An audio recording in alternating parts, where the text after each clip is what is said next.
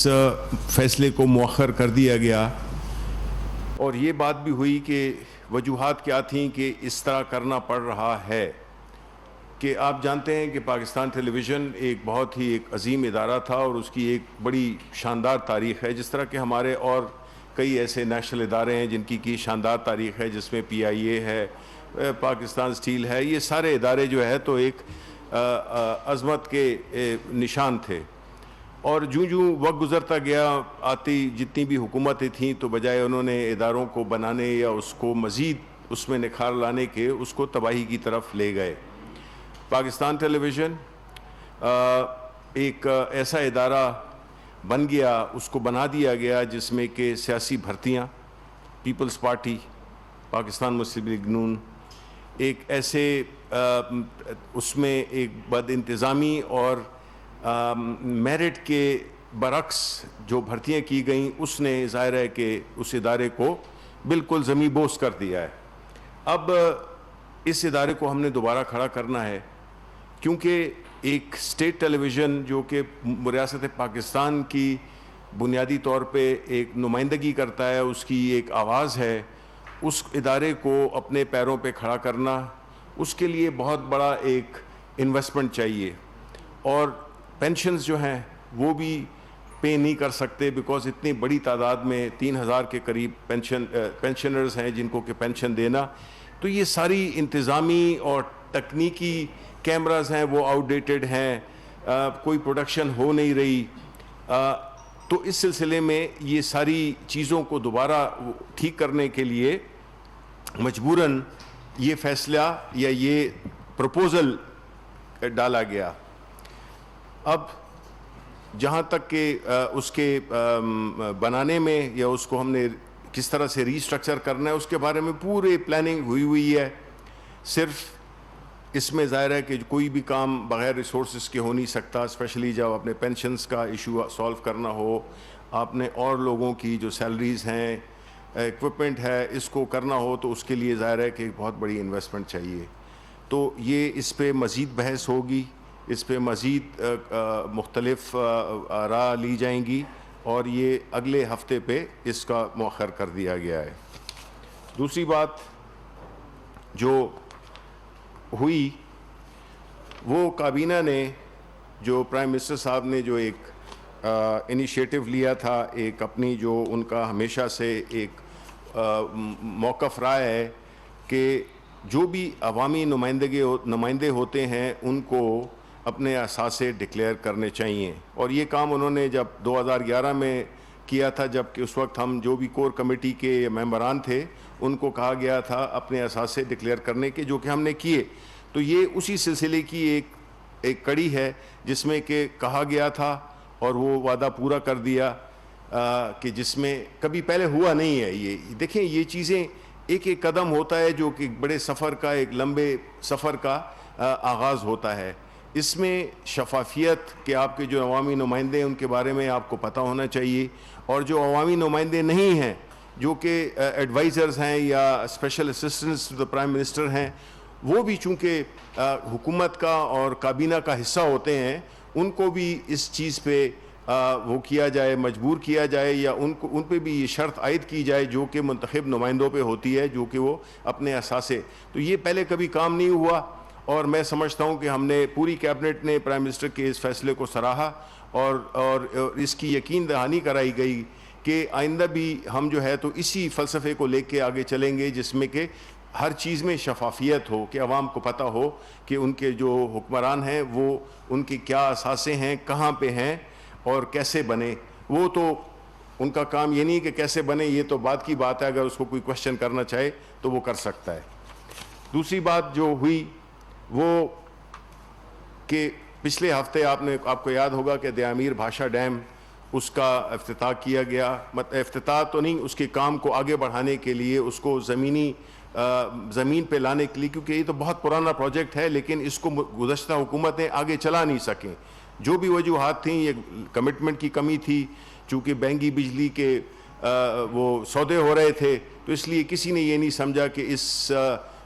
جو ہے ایسے پروجیکٹس کیے جائیں جس میں کہ ایک تو سستی بجلی پیدا ہو سکے، سیراب زمینیں ہو سکیں, پانی کا سٹوریج ہو سکے. تو اس چیز کو ہم نے دوبارہ سے شروع کیا ہے, جو کہ میرا خیال ہے کہ ایوب خان کے بعد کوئی ایک ایسا بڑا پروجیکٹ نہیں شروع ہوا جو کہ اس کو شروع کیا گیا, اور اس کے ثمرات انشاءاللہ قوم بھی دیکھے گی. اور اگر ہم درخت لگاتے ہیں تو ضروری نہیں ہے کہ ہم اس کے سائے میں بیٹھنے کے لیے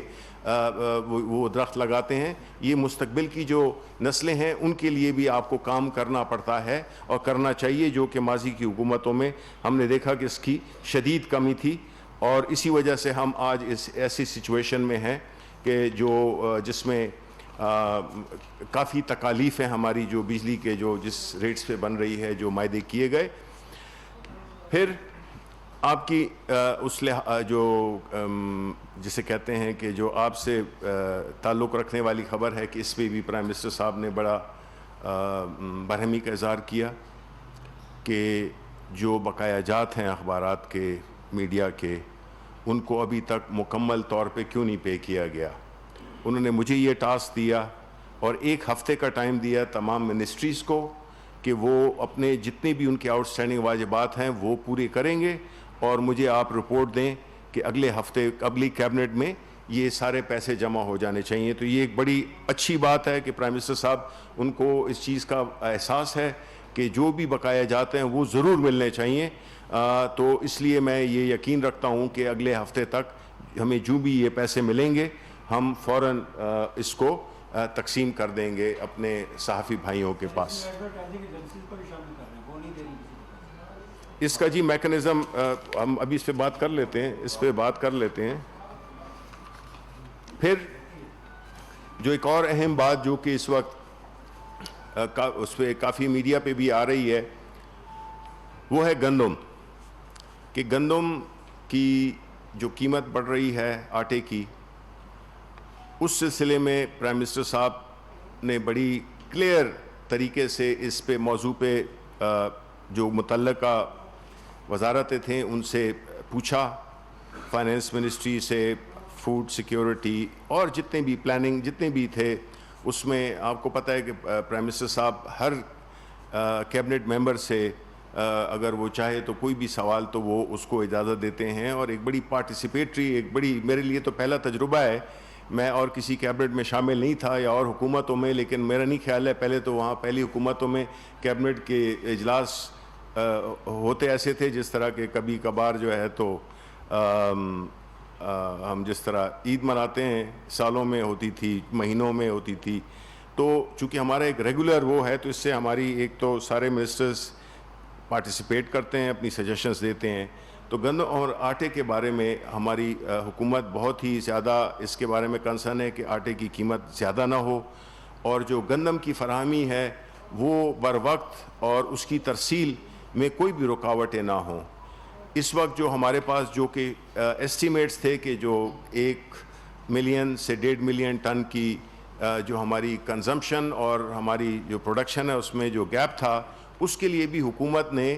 یہ اجازت دی ہے کہ پرائیویٹ لوگ بھی اور حکومتی بھی یہ امپورٹ کر سکتے ہیں اس گیپ کو ختم کرنے کے لیے. اور آلریڈی 3-4 لاکھ ٹن کی وہ ہو بھی چکی ہے, آرڈرز بھی پلیس ہو چکے ہیں, کیونکہ ہم یہ چاہتے ہیں کہ کسی طرح سے بھی کوئی جو وہ لوگ خاص طور پہ جو ذخیرہ اندوزی کر رہے ہیں, دیکھیں یہ ہمارے مذہب میں بھی اور ہمارے دنیا کے عام جو مسلمان ملک نہیں بھی ہیں, یہ اس طرح کی چیزوں کو ذخیرہ اندوزی کرنا سماج کی دشمنی ہے. تو اس میں لوگوں کا بھی فرض بنتا ہے کہ وہ نشاندہی کریں ایسے لوگوں کی جو اس کی ذخیرہ اندوزی کے مرتکب پائے جائیں. اس سلسلے میں سندھ حکومت سے بھی ریکویسٹ کی گئی کہ جو ان کو بھی جو امپورٹ کے لیے امپورٹ ہوتے ہوئے آئے گی تو اس پہ وہ جو راستے میں وہ جو ₹1.25 ٹن کا جو وہ لگاتے ہیں ٹیکس لگاتے ہیں, ایکسائز ڈیوٹی جو لگاتے ہیں, اس کو بھی ان سے ریکویسٹ کی گئی ہے کہ وہ اس کی چھوٹ دیں, کیونکہ مقصد اس وقت جو ہے تو صرف وہ نہیں کرنا ہے, عوام کو سہولت دینی ہے. تو یہ انکریج کیا گیا ہے پرائیویٹ پارٹیز کو بھی کہ اگر ان کو بھی اس کی امپورٹ میں کوئی بھی مراعات دی جانی چاہیے وہ بھی دینی چاہیے, کیونکہ بعض اوقات یہ بھی ہوتا ہے کہ باہر کے ملکوں میں قیمت مہنگی ہوتی ہے پاکستان میں کے مقابلے میں, تو ہمیں وہ بیلنس کریٹ کرنے کے لیے اگر کوئی مراعات دینی پڑے تو اس سے بھی ہم دریغ نہیں کریں گے. اور اس کو ہماری پوری ہر لیول پہ یہ کوشش ہوگی کہ جو خیبر پختونخوا ہے وہاں پہ اسمگلنگ کو بھی روکا جائے, اور جو پنجاب ہے, سندھ ہے, یہ سب جو ہے نا یہ ایک ہی ملک ہے, اور اس میں جو سپلائی اینڈ ڈیمانڈ ہے اس میں کوئی بھی ہمیں گیپ نظر نہیں آنا چاہیے. اس کے علاوہ جو ایجنڈے کی بات ہوئی تو اس میں جو ایجنڈا تھا وہ کابینہ نے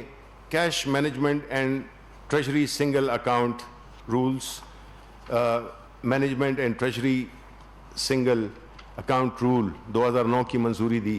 یہ قانون بنیادی طور پہ کیا ہوتا ہے کہ جو سنگل ٹریجری اکاؤنٹ ہوتا ہے اس میں یہ ہے کہ پورے پہلے جو حکومتی ہوتے تھے اس میں ہر منسٹری کا, ہر ڈپارٹمنٹ کا, ڈویژن کا اپنا اپنا ایک اکاؤنٹ ہوتا تھا, تو وہ کئی دفعہ جو ہے تو وہ اس میں وہ صلاحیت نہیں ہوتی تھی کہ وہ اس کو پورے طریقے سے صحیح مناسب طریقے سے اور ایک منظم طریقے سے اس کو استعمال کیا جائے, اور کئی فنڈز ویسے پڑے ہوتے تھے. تو یہ جو ہے تو ایک بہت بڑا ایک ہماری گورنمنٹ میں یہ ایک انیشیٹو لیا گیا جس میں کہ ہم نے یہ سنگل ٹریجری اکاؤنٹ بنایا, جس میں کہ بنیادی طور پہ ایک اکاؤنٹ ہے جس میں کہ سارے پیسے جو ہے تو جمع ہوتے ہیں اور پھر وہاں سے ان کی ریلیزز ہوتی ہیں. پھر اس کے علاوہ جو دوسرا ایجنڈا آئٹم تھا اس میں اینٹی منی لانڈرنگ کے قوانین سے متعلقہ جو مجوزہ دوسرے ترمیمی بل 2020 کی بھی منظوری دی. ان ترامیم کا مقصد منی لانڈرنگ اور ٹیرر فائنینسنگ کی مؤثر روک تھام ہے. چونکہ آپ کو پتہ ہے کہ فیٹ ایف بھی ہمارے اوپر ایک تلوار لٹکتی رہتی ہے, تو کئی قوانین جو کہ ہیں جو کہ ہم نے ابھی جو ہمیں ٹائم ملا ہوا ہے اس میں ہم نے کئی قوانین میں ترامیم کرنی ہے کہ اس کا سدباب کیا جا سکے منی لانڈرنگ کا اور ٹیرر فائنینسنگ کا. تو اس سلسلے میں یہ ایک ترامیم تھی جو کہ اپروو کی گئیں. پھر اسی طرح انسداد دہشت گردی ایکٹ 1997 کے حوالے سے بھی مجوزہ ترامیم کی گئیں. پھر کوڈ آف کرمنل پروسیجر 1898 اس میں مجوزہ ترامیم کی منظوری دی گئی جو کہ بنیادی طور پہ منی لانڈرنگ اور ٹیرر فائنینسنگ کو ڈیل کرتی ہیں. پھر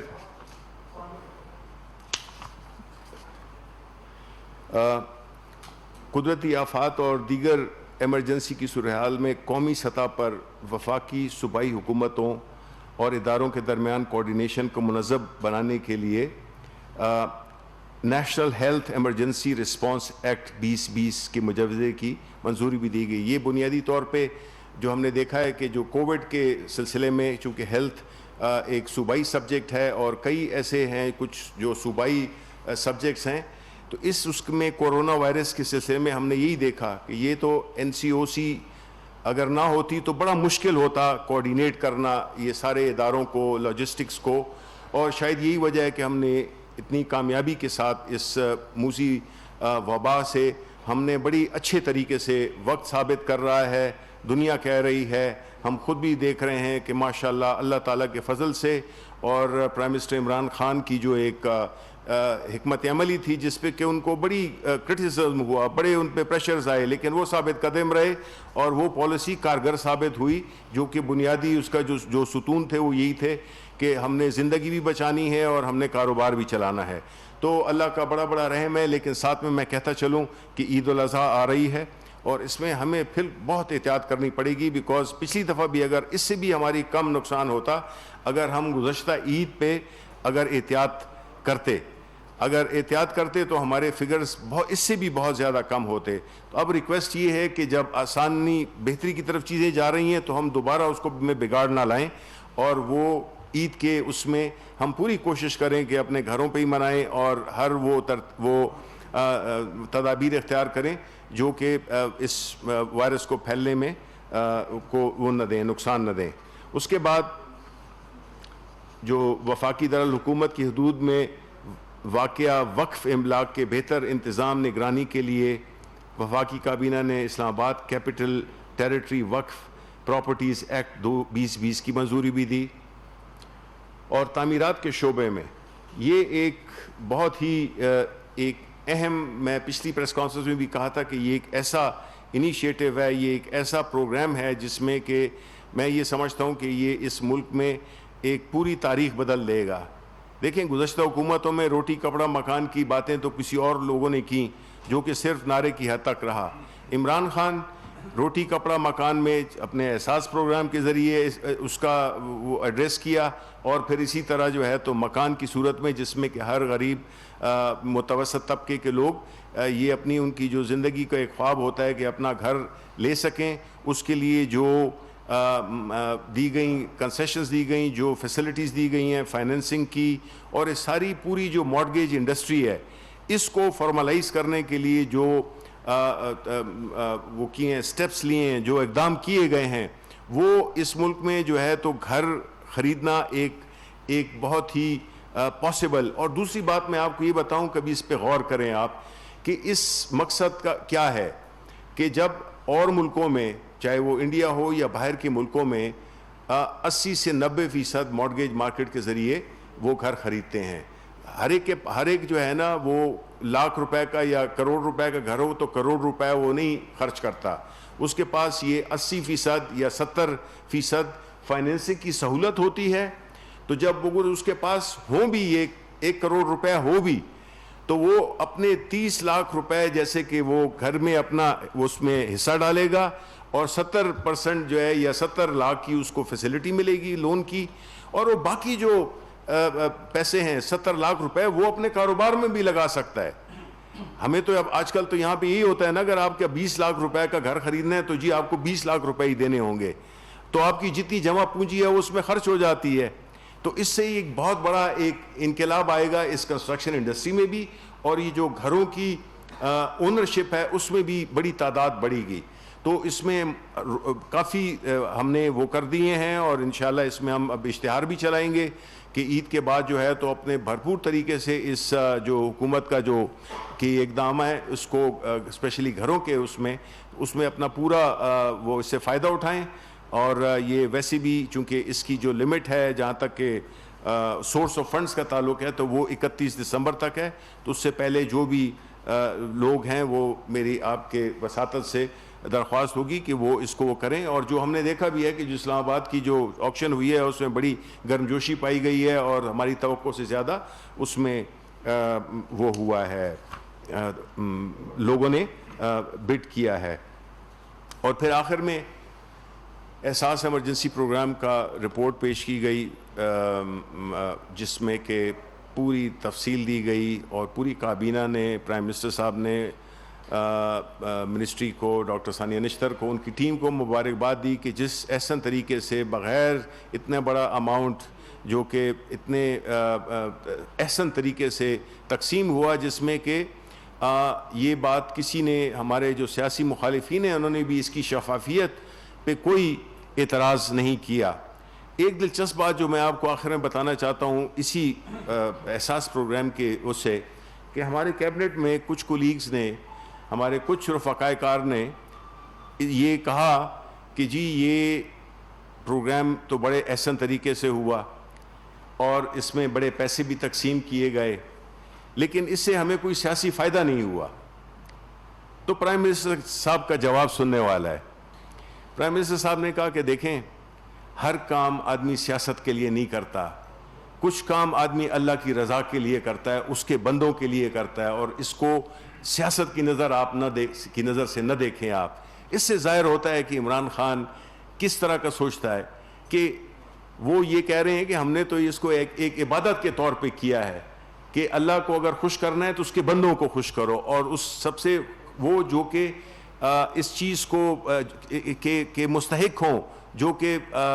غریب ہوں، جو کہ معاشی طور پہ کمزور ہوں. تو یہ ہے عمران خان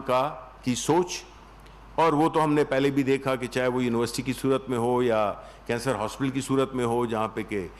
70% لوگوں کا مفت علاج ہوتا ہے. تو یہ اس کا جواب تھا جس کو سن کر پوری کابینہ آپ سوچ سکتے ہیں کہ کیا ان کا ریئیکشن ہوگا اور کیا ان کے دلوں سے گزری ہوگی. تو یہ اس کا ہائی پوائنٹ میرے نزدیک آج کی کابینہ کا یہ تھا، جس میں کہ پرائم منسٹر عمران خان نے یہ بات کہی کہ آپ اللہ کے بندوں کے لیے کریں, آپ سیاست کے لیے نہیں کریں. وہ سارے اللہ کے بندے ہیں, سیاست ہم اور چیزوں میں کریں گے, اور اگر ایسا ہوگا تو اللہ تعالیٰ برکت بھی ڈالے گا اور اللہ تعالیٰ ہم پہ اپنا رحم بھی کرے گا. تو بہت بہت شکریہ. یہ میں آخر میں سوری یہ کچھ وہ ہیں ہمارے مجھے دیا گیا تھا APRNS کے جو وہ ہیں ان کے بھائی کا انتقال ہو گیا ہے, میں پڑھ دیتا ہوں. جی, وہ all Pakistan regional newspaper society کے مرکزی صدر غلام مرتضیٰ جٹ صاحب کے بڑے بھائی چیف ایڈیٹر لاہور کی وفات پر دعائے مغفرت فرمائیں. روزنامہ مسافت لاہور. ٹھیک ہے جی, تو ہم دعا کرتے ہیں کہ جی ان کو اللہ تعالیٰ اپنے جوار رحمت میں جگہ دے اور ان کو ان کی جو خاندان ہے ان کو صبر کی توفیق عطا فرمائے. اور ساتھ ہی میں یہ کہہ دوں گا کہ وہاں پہ تربت میں ایک دھماکہ ہوا ہے, اس کی بھی ہم مذمت کرتے ہیں, اور جو جانیں ضائع ہوئی ہیں ان پہ بھی ہمیں دلی دکھ ہوا ہے, اور ان کی اور جو زخمی ہوئے ہیں ان کی ہم صحتیابی کے لیے دعا کرتے ہیں. اور ایک آخر میں کہ جو ادارہ دارالسکون کی بانی رکن سسٹر رتھ لیوس کے انتقال کی خبر پر بھی دل انتہائی رنجیدہ ہے. ان کے اہل خانہ, ادارے کے تمام سٹاف سے ہم دلی تعزیت کرتے ہیں, اور رتھ لیوس کی سماج اور خصوصاً بچوں کے لیے جو خدمات تھیں وہ ہمیشہ یاد رکھی جائیں گی. بہت بہت شکریہ. جی بولیں آپ. سر آپ تھینک یو ویری مچ کہ آپ ہماری فیٹرنیٹی سے تعلق رکھتے ہیں اور میڈیا کا درد بھی اپنے دل میں رکھتے ہیں. آپ سے ریکویسٹ کی ہے کہ آج ایک صحافی کا دن دہاڑے اسلام آباد میں ان کو جو کڈنیپ کیا گیا, ابھی نہیں پتہ چلا کس نے کڈنیپ کیا. آپ سے ریکویسٹ کی ہے کہ آپ انٹرویو کریں اور پرائم منسٹر عمران خان صاحب سے بھی کہیں کہ اس میں ڈائریکٹ انٹرسٹ لیں اور فوری طور پہ ان کو بازیاب کرایا جائے, اور یہ دیکھا جائے کہ جس کیپٹل میں اس طرح کی واقعہ ہو رہا ہے یہ دوبارہ دہرانا نہیں ہونا. جی بالکل. اس میں جی یہ بات ہے کہ ابھی کابینہ کے اجلاس ختم ہونے کے بعد, ابھی آپ کو پتہ ہے کہ کابینہ کے اجلاس 1 گھنٹہ 1.5 پہلے ختم ہوا, تو مجھے یہ خبر ملی. میں نے اسی وقت وہ اسپتال کی طرف جا رہے تھے, لیکن میں آپ کو اتنا یقین دلاتا ہوں, مجھے اس کی پوری تفصیلات کا بھی علم نہیں ہے, لیکن یہ تو طے ہے کہ ان کو اغوا کیا گیا ہے. ہم پوری کوشش کریں گے کہ آج جلد ہی جلد کم از کم ہمیں پتہ چل جائے کہ وہ کہاں پہ ہیں اور کیا کیا تدابیر اختیار کی جائیں جس سے کہ ان کو وہ کیا جائے, ریکور کیا جا سکے. ظاہر ہے کہ یہ حکومت کا فرض ہے اور حکومت اپنا فرض پوری طرح سے ادا کرے گی. جی سید صاحب میں سید مصطفیٰ رضوان کرتی ہوں. جی اچھا, ایک تو آپ نے ذکر کیا گندم کی جو روزی کا, پہلے تو یہ صرف بتا دیں کہ یہ لوگ کیوں نہیں پکڑے جاتے, یہ ایجنسیز کا کیا مطلب اس میں رول ہے, کی کیا کمزوری ہے. دوسرا یہ کہ پچھلی دفعہ بھی کیبنٹ میں کراچی کی لوڈ شیڈنگ کے حوالے سے مطلب بات ہوئی, پرائم منسٹر نے اس کا نوٹس لیا, مگر وہ کراچی کی لوڈ شیڈنگ بجائے کم ہونے کے غیر اعلانیہ لوڈ شیڈنگ وہ شروع ہو گئی. اور تیسرا آپ نے جو ایک آپ نے کہا ہے کہ یہ اس سے عید سے پہلے یہ جس طرح آپ نے پیمنٹ وغیرہ کا ذکر کیا ہے, تو آپ کو شاید یاد ہوگا پچھلی یعنی مطلب اس طرح پیمنٹ کا تھا, مگر ایجنسی اور ان لوگوں نے جو ہے وہ بالکل کوآپریٹ کہ جس طرح میں نے آپ کو پرائم منسٹر صاحب کا بتا دیا ہے کہ وہ کس دل سے سوچتے ہیں, وہ زیادہ وہ بجائے وہ مالکان کے وہ زیادہ آپ کا سوچتے ہیں. ٹھیک ہے, کیونکہ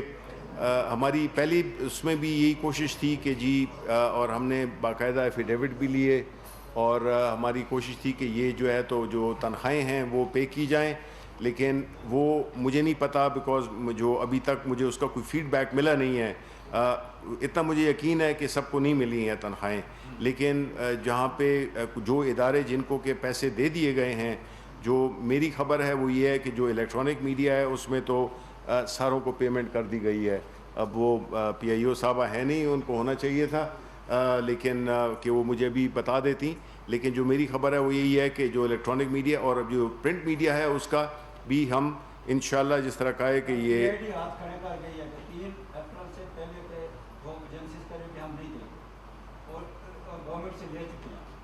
گورنمنٹ سے لے چکے ہیں. اب دیکھیں جو کہ سیلریز ہیں اس کا کوئی اب طریقہ کار ویسے عام طور پہ ہم بنا رہے ہیں ایک ایسا پورا سسٹم, کیونکہ اس میں بڑی کمپلیکیشنز بھی ہیں, لیکن ہماری کوشش یہی ہے کہ ایسا کوئی طریقہ کار اختیار کیا جائے کہ جس میں کہ یہ ان کے اس پہ ہمیں نہ چھوڑیں، ان کی مرضی پہ ہم نہ چھوڑیں کہ وہ ان کا دل چاہے تو وہ دے دیں یا دل نہ چاہے تو نہ دیں. تو ایک ایسا میکانزم اس اور باقاعدہ ایک قانونی طریقہ ہم بنا رہے ہیں جس میں کہ کم از کم یہ چیزیں نہ ہوں اور جو امپلائیز ہیں ان کو ان کی تنخواہیں مل سکیں. جی دیکھیں، لوڈ شیڈنگ کا جہاں تک تعلق ہے اس میں جو کراچی الیکٹرک کا وہ وزارت توانائی اس کی مختلف اوقات میں اس کی ایکسپلینیشن دے چکی ہے. اس کا جو کراچی الیکٹرک ہے اس کے مسائل ظاہر ہے کافی پیچیدہ ہیں، اس میں مینجمنٹ کے بھی ایشو ہیں، اور ابھی تو اس وقت آپ کو پتہ ہے کہ وہ تو ابراج رو کے پاس ہے بھی نہیں، اس کو تو لیکویڈیٹرز ہینڈل کر رہے ہیں. تو ہماری تو کوشش یہی ہے کہ جو لوڈ شیڈنگ ہے یہ ختم ہو. فرنس آئل ہے اس کی وہ بھی پہنچ گیا ہے. تو میں یہ سمجھتا ہوں کہ اگلے 1-2 روز میں یہ سچویشن کافی بہتر ہو جائے گی. جناب شبلی صاحب،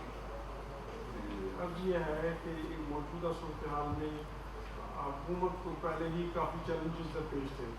کورونا کی وجہ سے 100 نئے قسم کی چیلنجز اس میں مزید شامل ہو گئے. 100 مختلف شکلیں ہیں جی. تو ان سے مقابلہ کرنے کے لیے آپ جہاں اصلاحات لا رہے ہیں، احتساب کا عمل قابل تحسین ہے، وہاں ضرورت ہے کہ فوری طور پہ معاشی اصلاحات اور ایمنسٹی بل لایا جائے اور اس کو فی الفور اسمبلی سے پاس کرایا جائے، کیونکہ اس وقت معاشی ریلیف کی بہت شدید ضرورت ہے. یہ بیک بون ہے. تو باقی دیگر جیسے آپ اور کام میں دلچسپی لے رہی ہے آپ کی حکومت، وہ قابل تحسین عمل ہے. احتساب کا عمل بھی بہت اچھا ہے، ترقیاتی عمل جو ہے وہ بھی جاری ہے، لیکن اس کے ساتھ ساتھ معاشی اصلاحات اشد ضروری ہے. بالکل جی. ورنہ یہ باقی چیزیں بے سود رہیں گی. نہیں درست کہا آپ نے. دیکھیں میں یہ ضرور کہتا چلوں کہ جو کرونا کی وجہ سے، آپ نے درست کہا، کرونا کی وجہ سے جو مسائل پیدا ہوئے ہیں وہ اس کا کوئی حساب ہی نہیں ہے. لیکن ساتھ ہی ساتھ میں ہم اللہ کے شکر گزار ہیں اور ہم اپنے پرائم منسٹر کے بھی شکر گزار ہیں کہ انہوں نے ہمیں جو ہماری جو رہبری کی وہ بڑے احسن طریقے سے کی، کیونکہ یہ نقصان مزید برے ہو سکتے تھے اگر ہم اپنے ہمسایہ ملک کو، دوسرے ملکوں میں ہم دیکھیں تو وہاں پہ تو بالکل زمین بوس کر دی ہے پورے معاشروں کو، پوری اکانومیز کو. اب جو یہ پرائم منسٹر صاحب کا جو یہ انیشیٹو ہے ہاؤسنگ کا، دیکھیں اکانومی ریوائیو تبھی ہوتی ہے جب اس میں اکنامک پورے ملک کے پیمانے پہ یہ اگر ہو جائے تو اس سے بڑی چیزیں اکانومی کو کک سٹارٹ کرنے کے لیے ہمیشہ ریئل اسٹیٹ کنسٹرکشن نے بہت بڑا رول ادا کیا ہر ملک میں. تو ہم یہ سمجھتے ہیں کہ یہ بھی اس کا اسی سلسلے میں یہ ایک بہت ہی اہم وہ ہوگا، ایک سٹیپ ہوگا جس سے کہ اکانومی جس کی طرف آپ اشارہ کر رہے ہیں وہ ریوائیو بھی ہوگی، اور اس کے ساتھ ساتھ اور بھی جو اصلاحات ہیں وہ ہوں، چاہے وہ ٹیکسز کی مد میں ہوں یا اور کوئی ایسے انسینٹیوز ہوں جس پہ کہ دن رات کام کر رہے ہیں. اور پرائم منسٹر سے وہ بہت زیادہ اس بارے میں وہ رہتے ہیں کہ بنیادی چیز یہ ہے کہ اکانومی فنکشنل ہو. آج بھی انہوں نے ذکر کیا تھا. سوال یہ ہے کہ آپ نے سنا کہ پاکستان کا دین دائر زمین روز ہو گئے، 2.5 سال تو آپ لوگوں کو بھی ہو گئے ان کی بحالی کے لیے کیا کیا؟ چیز بڑھانے سے تو ادارے بہتر نہیں ہوں گے. اس سے اور بھی تباہی کی طرف گئی ہے، اور پی آئی اے کا جو حال ہو رہا ہے آپ لوگ تو ٹھیک کرنے کی کوشش کر رہے ہیں، لیکن اس رفتار بہت سلو ہے. تو اس کو ایکسپیڈائٹ کرنے کے لیے کیا آپ کے پاس پروگرام ہے؟ دیکھیں جہاں تک پاکستان ٹیلی ویژن کا تعلق ہے تو آپ کو پتہ ہے کہ جس ادارے پہ بھی آپ ہاتھ رکھیں وہ جو ہے تو اپنی ایک پوری ایک کہانی ہے، ایک پورا ایک ایسا مجموعہ ہے کتنی کہ ہم اس ادارے کو ایک بڑا ٹرانسپیرنٹ، ایک بڑا افیکٹو اور ایک ایسا ادارہ بنائیں جس میں کہ اب ہوتا کیا ہے کہ پاکستان ٹیلی ویژن نے اتنا اپنی افادیت کھو دی ہے. یہ جتنے بھی لوگ آپ کو بڑے بڑے اینکرز بھی نظر آتے ہیں یہ سارے پہلے پاکستان ٹیلی ویژن میں تھے. کیا وجہ ہے کہ یہ آج جو ہے تو یہ اس کو ایک خاص طریقے سے اس کو لوگوں نے وہ کیا. ایک تو ہوتا ہے نا لوٹ مار، دوسرا یہ ہے کہ آپ کو پتہ ہے کہ جو اس کی جو آرکائیوز ہیں وہ کتنی قیمت کی ہیں اور وہ ساری جو ہے ادھر ادھر دی گئی مفت میں، کوئی چرا کے لے گیا، کوئی کسی نے کیا کر دی، کچھ نے کیا کر دی. تو یہ تو شکست و ریخ کا ایک مجموعہ ہے جس کو ٹھیک کرنے کے لیے وسائل چاہیے. اور جو آپ کہہ رہے ہیں اس کی بنیادی وجہ یہ ہے کہ جی ایک تو ہمارے ہاں جو سلسلہ ہے کہ جب بھی آپ کسی کو اپوائنٹ کرتے ہیں کوئی اسٹے لے آتا ہے, کوئی یونین کے ایشوز ہو جاتے ہیں, لیکن میں آپ کو یقین دلاتا ہوں کہ ابھی یہ اگلے 6 مہینے اگر یہ اپروو ہو گیا, کابینہ نے اپروو کر دیا تو اگلے 6 مہینے میں آپ کو اس کا آپ کو بالکل انشاءاللہ, اور میں یہ بڑی اپنی خوش قسمتی سمجھوں گا کہ اگر میرے دوران وزارت پاکستان ٹیلی ویژن اگر کم از کم اس سفر کی طرف اس سمت بھی سفر شروع کر دے جو کہ اس کی بنیادی منزل ہے, جو کہ اس کا عظیم ایک ہسٹری ہے, تو ایک میں بہت بڑی خوش قسمتی سمجھوں گا کہ میرے دوران وزارت یہ ادارہ اپنے پاؤں پہ کھڑا ہوا. پی ٹی وی انتظامیہ کی ناراضگی کی سزا پوری قوم کو 90% لوگ پی ٹی وی نہیں دیکھتے. دیکھیں میں آپ کو ہاں اوکے جی ایک طرف تو فنڈز کی کمی ہے, دوسری طرف 10-15 لاکھ پہ ایڈوائزر اور کنسلٹنٹ رکھے گئے ہیں جن کا کوئی میرا خیال ہے مصرف وہاں ایسا نہیں ہے کوئی پی ٹی وی کو سدھار سکے. جب وہ سدھار نہیں سکتے تو ان کو رکھنے کا مقصد کیا ہے؟ کائنڈلی ان کو کہیں کہ 65 روپے اضافے کی بجائے 35 روپے گزارا تھا. دیکھیں میں آپ کو بتاؤں, میری بات سنیں. نہیں سپلیمنٹری ہے جی, ایک عمومی تاثر یہ پایا جا رہا ہے کہ 2500 ملازمین کو نکالنے کے لیے ان کی لسٹیں بھی تیار ہو چکی ہیں. دیکھیں پہلی بات کی ہے, ہم تو سمجھتے ہیں کہ یہ ایسے لوگ ہیں جو کہ ذمہ دار ہیں اس کے, یہی لوگ ہیں جنہوں نے کہ ان اداروں کو تباہ کیا, اور کوئی نہیں آئے, انہوں نے کیا. یہ پاکستان ٹیلی ویژن, یہی پاکستان اسٹیل مل, یہی پی آئی اے, یہ کیا تھی؟ کس نے اس کو تباہ کیا؟ یہ تو ایک ہماری اس کے عظمت کے نشان تھے. انہی لوگوں نے جو کہ آج آ کے جو ہے پریس کانفرنسیں کرتے ہیں کہ جی ہمارے ساتھ نیب زیادتی کر رہی ہے. بھائی نیب زیادتی تو آپ نے تو اسی نیب کو آپ نے استعمال کیا, آپ نے استعمال کیا اس کو سیاسی اس حصول کے لیے. آپ ہی تھے جس نے اس کی قانون میں تبدیلی ہونے میں رکاوٹ ڈلے. پیپلز پارٹی آپ پیپلز پارٹی کو راستہ دیتے رہے. کدھر ہیں وہ؟ آپ بتائیں نا کہ یہ ایون فیلڈز اپارٹمنٹ کدھر سے آ گئے؟ یہ جو حدیبیہ پیپر مل کا کیس تھا یہ کیا ہوا؟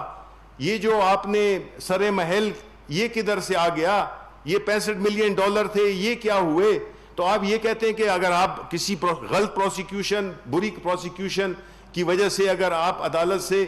بری ہو گئے تو اس کا مطلب ہے کہ آپ فرشتہ ہو گئے ہیں. قوم جانتی ہے کہ آپ کیا ہیں, کیسے بن گئے ہیں. آپ اور میں ہم ساری عمر کام کرتے رہیں گے, ہم کبھی سوچ سکتے ہیں کہ اس طرح کی جائیدادیں ہم بنائیں گے؟ نہیں بنا سکتے. تو یہ لوگ کیوں بنائے آ کے؟ پھر ان کو تو آپ کو کوریج ہی نہیں کرنی چاہیے, بیکاز یہی لوگ ہیں ان چیزوں کی جن کا کہ آپ بھی ذکر کر رہے ہیں, جن کا کہ یہ بھی ذکر کر رہے ہیں. یہ ان اداروں کو تباہ کیا انہوں نے خود جو ہے, تو اس میں سے انہوں نے پیسے کمائے, اپنے وفادار لوگوں کو انہوں نے ڈالا, میرٹ کا انہوں نے کوئی وہ نہیں کیا, نظام نہیں رکھا, پورا ڈسٹرائے کر دیا. ایک مورل کلیپس کی طرف لے آئے ہیں, اکنامک کلیپس کی طرف لے آئے. یہ تو ابھی بھی چاہ رہے تھے کہ کووڈ میں ہمیں خدا نہ خواستہ کامیابی نہ ہو کہ یہ حکومت سے ہماری جان چھوٹے, بیکاز یہ پہلی دفعہ ایک ایسی حکومت آئی ہے جو کہ ان سے سوال پوچھ رہی ہے کہ آپ سوالات کے جواب دیں.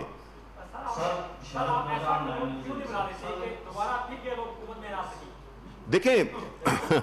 نہیں, بڑا اچھا سوال ہے آپ کا. دیکھیں یہی تو ہے نا کہ جب سارے اداروں کو تباہ کیا ہو ہمارا, دیکھیں ہم نے پولیس کو ریسٹرکچر کرنا ہے. دیکھیں یہ کہنا بڑا آسان ہوتا ہے کہ جی دیکھیں عدالتیں, دیکھیں میں یہ عدالتوں کو یہ بینیفٹ آف ڈاؤٹ, میں خیر کون ہوتا ہوں دینے والا, لیکن جو فیکٹ ہے کہ جو انویسٹیگیشن ہوتی ہے وہ جب عدالت کے پاس جب جاتے ہیں تو وہ کاغذات دیکھتے ہیں, وہ پروف دیکھتے ہیں, وہ کیس کے کو دیکھتے ہیں. اگر اسی میں ہی ساری انویسٹیگیشن پروسیس میں ہی سارا کام غلط ہو تو ظاہر ہے پھر ہم جج کو تو ذمہ دار نہیں ٹھہرا سکتے نا. جج نے تو فیصلہ دینا ہے اسی بنیاد پہ کہ جو اس کے سامنے پیش کیا جائے. تو اس قسم کی جو ویسٹڈ انٹرسٹ ہے ان کے لوگ موجود ہیں, ہر ادارے میں موجود ہیں, اور وہی روڑے اٹکا رہے ہیں, وہی ان خبروں کو جو ہم اچھا کام کرتے ہیں اس کو بھی ریورس کر دیتے ہیں. پہلے کب تھا کہ جی شوگر رپورٹ پہ کیا ہوا, اس پہ الٹا جو ہے تو ہمارے اس پہ پی آئی اے کے جو پائلٹس تھے اس کا وہ ہمارے پہ. کل جو احساسے ڈکلیئر کرنے کی بات کی, الٹا اچھی چیز کو ریکگنائز کرنے کے الٹے ہمارے اوپر. تو یہ وہ ایجنٹس کرتے ہیں جو کہ ان کے ایجنٹس ہیں, اور یہ پیچھے یہی کار فرما ہے, یہی کار فرما ہے کہ آپ جو ہے تو ان کی اچھی چیز کو بھی آپ نیگیٹو لائٹ میں دکھاؤ, بیکاز یہ ان کی مفادات سٹیک پہ ہیں. آپ کا ہمارا کوئی مطلب اللہ کا آسرا ہے ہمارے پہ,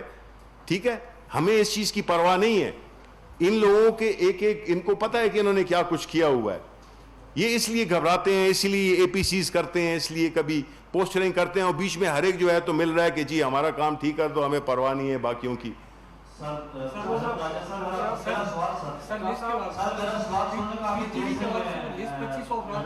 دیکھیں جہاں تک کہ آپ کی لسٹ کی بات ہے، یہ ایسی پہلی بات تو یہ ہے کہ اس میں کوئی شک نہیں ہے کہ پوری ایک، میں نے ان سے یہی ریکویسٹ کی ہے یا انہیں یہ انسٹرکٹ کی ہے